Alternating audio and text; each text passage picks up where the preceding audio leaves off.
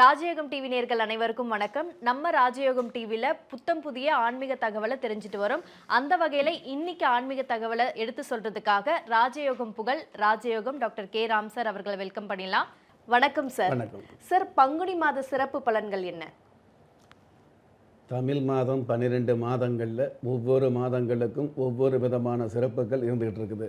அந்த வகையில் பங்குனி மாதத்தை பொறுத்தளவுக்கு மாத ஆரம்ப நாள், பங்குனி மாதம் பிறக்கிற நாளே பார்த்திங்கன்னா ஏகாதசி திதி வருது. ஏகாதசி திதியோடு சுப முகூர்த்த நாளாகவே ஆரம்பமாகுது பங்குனி மாதம். இந்த பங்குனி மாதத்தில் பண்டிகை தினங்கள் அல்லது சிறப்பு தினங்கள் அல்லது விசேஷ தினங்கள் அப்படின்னு எடுத்துக்கிட்டோம் அப்படின்னா, பங்குனி மாதம் பிறக்கக்கூடிய அந்த முதல் நாளே நான் முன்னாடி சொன்ன மாதிரி ஏகாதசி திதி சுப முகூர்த்தம். இது மட்டும் அல்லாமல் காரடையான் நோன்பு, சுமங்கலி பெண்கள் இருக்கக்கூடிய விரதங்களில் மிக மிக உன்னதமான விரதம் இருக்கக்கூடிய அமைப்பு இந்த காரடையான் நோன்புக்கு சிறப்பாகவே இருந்துகிட்டு இருக்குது அப்படிங்கிறது ஒன்று. இதே பங்குனி மாதத்தில் ராம நவமி அப்படிங்கிறது, நவமி அப்படிங்கிறது நவ கிரகங்களுடைய மொத்த அனுகிரகம் கிடைக்கக்கூடிய அந்த ராம நவமி அப்படிங்கிறது பங்குனி மாதத்தில் தான் வந்துட்டு இருக்குது. இதே பங்குனி மாதத்தில் உத்திரம், பங்குனி உத்திரம் அப்படிங்கிறது மாதம் உத்திர நட்சத்திரம் வந்துக்கிட்டு இருந்தால் கூட பங்குனி மாதத்தில் வரக்கூடிய உத்திர நட்சத்திரத்தில் பங்குனி உத்திரம் மிக மிக சிறப்பாக கொண்டாடப்படுது. மிக மிக சிறப்பான வேண்டுதல் வைக்கப்படுது. மிகப்பெரிய பிரபலங்கள் எல்லாம் நிவர்த்தியாகி பிரபல்யம் கிடைக்கக்கூடிய அமைப்பாக பங்குனி உத்திரம் அமையுது. பங்குனி உத்திரத்தை பொறுத்தளவுக்கு பல்வேறு சிறப்புகள் இருந்துகிட்டு இருந்தால் கூட தமிழ் மாதங்களில் 12வது மாதமாக பங்குனி மாதம் அமையுது ஒன்று. அந்த பங்குனி மாதத்தில் நட்சத்திரம் 27 நட்சத்திரம் வந்துகிட்டு இருந்தால் கூட 12வது நட்சத்திரம் உத்திர நட்சத்திரமாக வருது. அப்போ 12வது மாதத்தில் 12வது நட்சத்திரமாக இருக்கக்கூடிய உத்திர நட்சத்திரத்தில் பங்குனி உத்திரம் வருது. அப்படிங்கிறதுக்கு மேலே 6 முகம் கொண்ட முருகப்பெருமானுக்கு 6 12 கைகள் இருக்கு இல்லையா, அந்த 12 கைகளில் உங்களுக்கு ஏதாவது ஒரு அருள் பாலிக்கக்கூடிய மிகப்பெரிய அமைப்பு இந்த பங்குனி உத்திரத்தில் சிறப்பாக இருந்துகிட்டு இருக்குது அப்படிங்கிறத ஒன்று.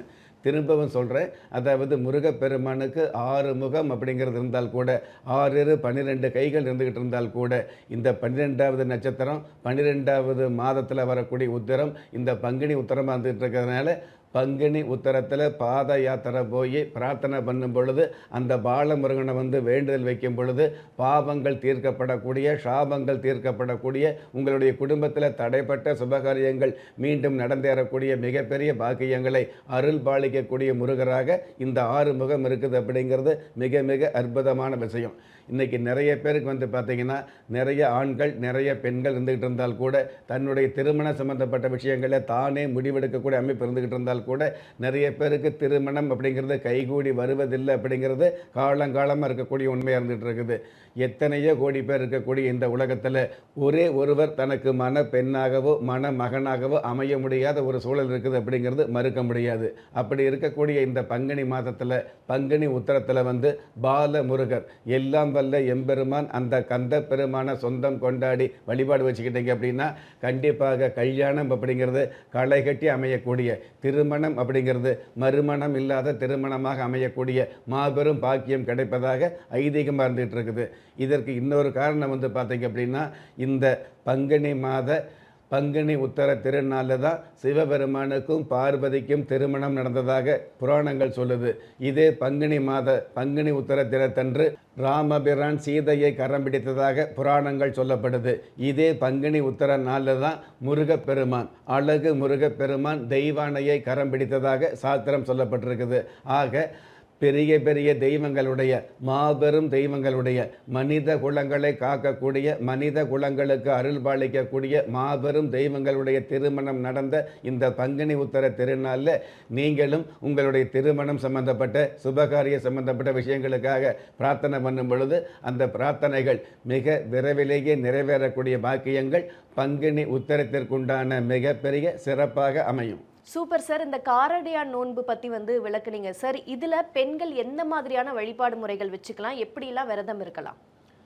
அதாவது காரடையான் நோன்பு அப்படிங்கிறது மாசி மாத கடைசி நாளாகவும் பங்குனி மாத முதல் நாளாக இருக்கக்கூடிய பங்குனி முதல் தேதியில் காரமடையான் நோன்பு மிக மிக சிறப்பாகவே கொண்டாடப்படுது அப்படிங்கிறது இயல்பான விஷயம். ஆன்மீக ரீதியாக காரமடையா நோன்பு அப்படிங்கிறது பெண்கள், குறிப்பாக சுமங்கலி பெண்கள் தன்னுடைய மாங்கல்யம் தாலி கயிறை மாற்றிக்கிறது, தாலி சரடு சம்மந்தப்பட்ட விஷயங்களை கண்ணில் ஊற்றி அதற்கு மஞ்சள் குங்குமம் வச்சு வழிபாடு வச்சுக்கிறது, எல்லாவற்றுக்கும் மேலாக அதாவது தாலி சரடு மாற்றக்கூடிய காரமடையான் நோன்பு அன்று மாற்றக்கூடிய அந்த தாலி சரடு அப்படிங்கிறது வருடம் முழுவதும் நீங்கள் போட்டுக்கிறது மிக மிக சிறப்பாக இருந்துகிட்டு இருக்கும். அல்லது ஏற்கனவே தங்கம் சம்மந்தப்பட்ட உலோகத்தில் தாலி சரடு இருந்துன்னு வைங்களே, தங்க செயின் இருந்துன்னு வைங்களே, இந்த காரடையான் நோன்பன்று போடக்கூடிய இந்த மஞ்சள் சரடு குறைந்தது 3 நாள் அணிந்து கொள்ளக்கூடிய வழக்கத்தை ஏற்படுத்திக்கிறது சிறப்பாக இருந்துகிட்டு இருக்கும். இது சுமங்கலி பெண்களுக்கு. கல்யாணமாகாத பெண்கள் இருக்கும் இல்லையா, கல்யாணமாகாத பெண்கள் கூட இந்த காரமடைய நோன்பு சம்மந்தப்பட்ட விஷயங்களில் கலந்துக்கிறது, காரமடைய நோன்பு சம்மந்தப்பட்ட விஷயங்களில் விரதம் இருக்கிறது, காரமடைய நோன்பு சம்மந்தப்பட்ட விஷயங்களில் காமாட்சி அம்மனை நினச்சி நீங்கள் வழிபாடு வச்சுக்கிறது, இதுவெல்லாம் உங்களுக்கு கல்யாணம் அப்படிங்கிறது கைகூடி வரக்கூடிய பாக்கியங்களை நிச்சயமாக கொடுத்துட்ருக்கும் அப்படிங்கிறது ஒன்று. இது எல்லாவற்றுக்கும் மேலாக தற்சமயம் கல்யாணம் நடக்குது, கல்யாணம் அமையுது அப்படிங்கிறத விட காதல் சம்மந்தப்பட்ட விஷயங்களில் ஈடுபாடு அதிகமாக இருந்துட்டு இருக்குது இல்லையா, அந்த மாதிரியான காதல் சம்மந்தப்பட்ட விஷயங்களில் கூட உங்களுக்கு சரியான, அதாவது உங்களுடைய தகுதிக்கு தகுந்த, உங்களுடைய ஜாதகத்துக்கு தகுந்த, உங்களுடைய வாழ்க்கைக்கு தகுந்த, உங்களுடைய எண்ணங்களுக்கு தகுந்த வண்ணமயமான வாழ்க்கை அமையணும் அப்படின்னா அந்த காதல் சம்மந்தப்பட்ட விஷயங்களில் கரடு முரடு இல்லாத காதல் அமையணும் இல்லையா, அந்த மாதிரி கரடு முரடு இல்லாத காதல், கரடு முரடு இல்லாத சரடு அமையக்கூடிய பாக்கியம் இந்த காரமடைய நோம்பில் கன்னி பெண்களுக்கு அமையுது அப்படிங்கிறது உண்மை. அதனால் கன்னி பெண்கள் கண்டிப்பாக காமாட்சி தேவி, மீனாட்சி தேவியை மனசில் நினச்சி, உங்களுடைய குலதெய்வத்தையும் நினச்சி, அதாவது இந்த மாதிரியான தெய்வ சன்னதிகளுக்கு சென்று உங்களுடைய பெயரில் அர்ச்சனை பண்ணி பெற்றவங்க, அதாவது உங்களுடைய குடும்பத்தில் பெற்றவங்களுடைய காலில் ஆசீர்வாதம் வாங்கும் பொழுது கண்டிப்பாக இந்த உலகத்தில் எந்த இடத்துல உங்களுக்குன்னு விதிக்கப்பட்ட மணமகன் அல்லது உங்களுக்குன்னு விதிக்கப்பட்ட மணமகள் இருக்காங்களோ அந்த மணமகன் மணமகளுடைய முகவரி கிடைக்கக்கூடிய, வாழ்வியலுக்கான ஒரு மிகப்பெரிய அமைப்புகள் கிடைக்கக்கூடிய, உங்களுடைய வாழ்க்கை துணையை அடையாளம் கண்டுக்கூடிய, உங்களுடைய வாழ்க்கை துணையை அடையாளம் காணக்கூடிய மிகப்பெரிய அற்புதம், அதாவது கட்டிக்க போகிற கணவனை உங்களுடைய அடையாளமாக காட்டக்கூடிய அமைப்பு காரமடையான் நோன்புக்குண்டான சிறப்பு. Super sir. இந்த காரமடையான் நோன்பு எப்படி இருக்கிறது, பெண்கள் என்ன மாதிரியான வழிபாடு முறைகள்லாம் வச்சுக்கலாம் அப்படின்னு ரொம்ப சிறப்பாக சொன்னீங்க சார். நிகழ்ச்சியில் கலந்துக்கிட்டதுக்கு நன்றி. நன்றி. நம்ம ராஜயோகம் டிவியில் புத்தம் புதிய ஆன்மீக தகவல், தினப்பலன், மாத பலன், உங்களுக்கான அதிர்ஷ்ட எண், உங்களுக்கான அதிர்ஷ்ட நிறம், உங்களுக்கான அதிர்ஷ்ட எழுத்துக்கள் போன்ற நிகழ்ச்சிகள் ஒளிபரப்பாயிட்டு இருக்கு. இது எல்லாத்துக்கும் மேல ஒவ்வொரு நாளுமே நீங்க வழிபட வேண்டிய தெய்வம் போன்ற நிகழ்ச்சிகள் ஒளிபரப்பாயிட்டு இருக்கு. இது போன்ற விஷயங்களை நீங்க உடனுக்குடன் தெரிஞ்சுக்கணும்னு நீங்க நினைச்சீங்கன்னா நம்ம ராஜயோகம் டிவியை சப்ஸ்கிரைப் பண்ணுங்க, ஷேர் பண்ணுங்க, லைக் பண்ணுங்க, மறக்காம அந்த பெல் பட்டனை பிரஸ் பண்ண மறந்துடாதீங்க. நன்றி. திறமை இருந்தும் வறுமையில் வாடுகிறீர்களா? விதியை நொந்து விரக்தியில் இருக்கிறீர்களா? முயற்சிகள் செய்தும் முன்னேற்றம் கிடைக்கவில்லையா? களஸ்திரம் அமையாமல் கவலைப்படுகிறீர்களா? தாய்மையடையாமல் தவித்து நிற்கிறீர்களா? நவரத்தினம் போட்டும் நன்மைகள் கிடைக்கவில்லையா? பெயர் மாற்றம் செய்தும் பிரயோஜனம் இல்லையா? எந்திரத்தை நம்பி மந்திரத்தை சொல்லியும் மாற்றம் கிடைக்கவில்லையா? எண்கணிதத்தை நம்பி எழுத்தை மாற்றியும் ஏற்றம் கிடைக்கவில்லையா? வாஸ்துவை நம்பி வாசலை மாற்றியும் வளம் காணவில்லையா? ஹோமத்தை வளர்த்து யாகத்தை செய்தும் யோகத்தை காணவில்லையா? திரும்பிய பக்கமெல்லாம் திண்டாட்டங்களையே சந்தித்த உங்களை யார் கைவிட்டாலும் ஆன்மீகம் கைவிடாது.